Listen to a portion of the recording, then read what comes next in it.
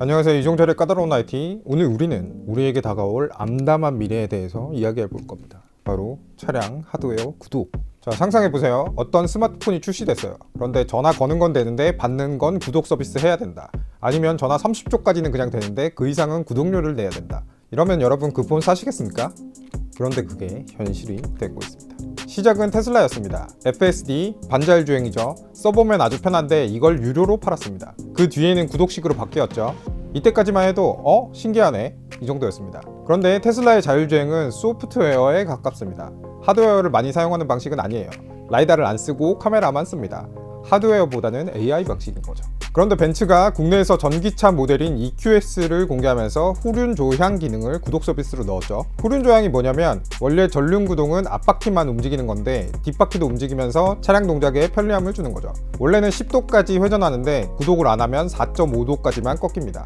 그런데 큰 차의 경우에는 후륜 조향 각도가 클수록 압도적인 성능이 나거든요. 예를 들어서 후륜이 전륜이랑 같은 방향으로 꺾어주면 유턴, 좌우회전 반경이 크게 줄어들고요. 좁은 골목길 갈 때도 유리하겠죠. 주차 직진 주행에도 도움이 됩니다. 그런데 이건 엄연히 하드웨어 기능입니다. 기본적으로 차에 탑재되어 있고요. 그냥 못쓰게 막아놓은 것 뿐이죠. 그럼 차가 좀 싸냐고요? EQS 시작 가격은 1억 3,890만 원입니다. 이 돈을 내고 또 구독을 해야 하는 거죠. 1년 50만원, 3년 100만원. 그리고 출력을 높이는 기능도 구독 서비스를 할 예정인데요. 제로백이 약간 빨라집니다. 0.8초 정도 준다고 하네요. 여러분 그냥 0.8초 기다리세요. 자, BMW는 한술 더 떠서 손따 엉따 기능을 구독 서비스로 도입하려다가 소비자에게 처음 맞았습니다. 이게 되면 추운 나라에 사는 사람들은 기본적으로 항상 돈을 더 내야 되겠네요. 자, 만약 이게 성공하면 다음은 뭐가 되겠습니까? 에어컨 아닐까요? 에어컨 안 되는 차 여러분 타시겠습니까? 지옥 아닐까요? 업체들이 이런 구독 서비스를 내놓는 건 당연히 수익 때문입니다. 한국자동차연구원 조사 결과를 보면요, 전통적인 제조사의 수익 추정치는 3년 평균 1,090억 달러입니다. 우리 돈으로 약 142조 원이죠. 그런데 그동안 구독 서비스를 통한 수익의 추정치는 1,180억 달러, 약 154조 원입니다. 그러니까 소프트웨어에서 나오는 수익이 더 좋다는 겁니다. 문제는 이거죠. 소프트웨어가 아닌 영역까지 수익 모델을 갖고 간 겁니다. 극소수 자동차 전문가들은 이렇게 말씀하실지도 모르겠네요. 이제는 자동차도 전자제품이다. 그러니까 구독 서비스를 하는 거다. 전자제품만 10년 이상 다룬 제 입장은 다릅니다. 하드웨어적 제한을 거는 건 전자제품의 영역이 아닙니다. 아까 말씀드린 것처럼 아이폰을 샀어요. 애플 뮤직, 애플 TV 플러스 안 쓰고 멜론, 넷플릭스 쓰면 됩니다. 그런데 인터넷을 못하게 하고 앱을 못 쓰게 하고 전화를 못하게 한다? 이건 스마트폰의 본질에서 벗어나는 거예요. 그리고 폰은 쉽게 바꿀 수 있지만 자동차는 그렇지 않고요. 안전에도 영향을 미치죠. 차라리 차에 안 달고 나와서 옵션이었다 이렇게 했으면 우리 불만 없었을 겁니다.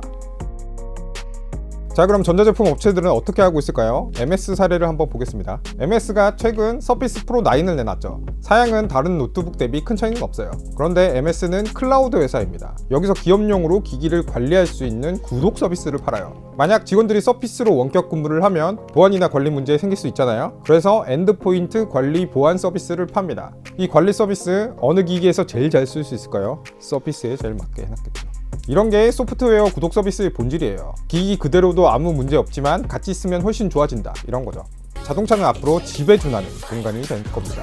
그러면 그 공간에 대해 정의하고 필요한 것들, 음원, 내비, 영화, 쇼핑 이런 것들을 고민했어야 해요. 이게 소프트웨어적 접근 방식입니다. 소프트웨어의 수익 모델만 따온다고 되는 게 아니죠. 그런데 멀티미디어 생태계에 이미 커넥티드카 시작도 전에 애플, 구글에 내줬습니다. 그래서 빈약한 수익 모델을 하드웨어 제한으로 풀기 시작한 거죠. 잘 생각해보세요. 생태계가 애플, 구글에 넘어간 건 소비자 잘못이 아닙니다. 자, 자동차 하드웨어 구독 서비스 이미 금지 움직임이 있습니다. 지난 11월에 뉴저지주 민주당 소속 폴 모리아티, 조 다니엘슨 하원 의원이 서비스 일부를 금지하는 법안을 발의했죠. 제조사의 지속적인 업데이트가 필요한 서비스나 운전 보조 시스템 등의 구독형 서비스는 인정하지만 제조사가 지속적인 비용을 투입하지 않는 하드웨어 기능은 금지하자, 이런 내용입니다. 통과가 될지는 모르겠지만 이미 반대 움직임이 법제화되기 시작했다 이렇게 보시면 됩니다. 물론 전기차 시대가 오면서 자동차 업체들도 많은 고민을 하고 있을 겁니다. 자율주행이 시작되면 차 오래 탈 거예요. 그리고 전기차 부품 수는 내연기관차 3분의 1 수준이죠. 그렇다고 해서 기능을 있는데 못 쓰게 하는 것, 그리고 그것이 안전에 영향을 주는 건 문제겠죠. 제조사들이 더 현명한 구독 서비스 내놓고 와, 차에선 아이폰, 안드로이드 폰 쓰는 것보다 더 좋아 라고 생각하게 만들어서 사람들이 막 사고 싶게 만드는 게 중요할 거라고 봅니다. 저희 마지막 소망은 국산차들이 이걸 배우지 않았으면 하는 겁니다. 한 10년쯤 지나면 우리 모두 운전 안 하고 다닐 수 있을지도 모르는데 그때까지 제조사들이 좋은 서비스 만들어서 우리 모두 차 안에서 즐거운 시간 보냈으면 좋겠습니다. 자, 그럼 그때까지 구독, 좋아요, 알림 설정 빵빵.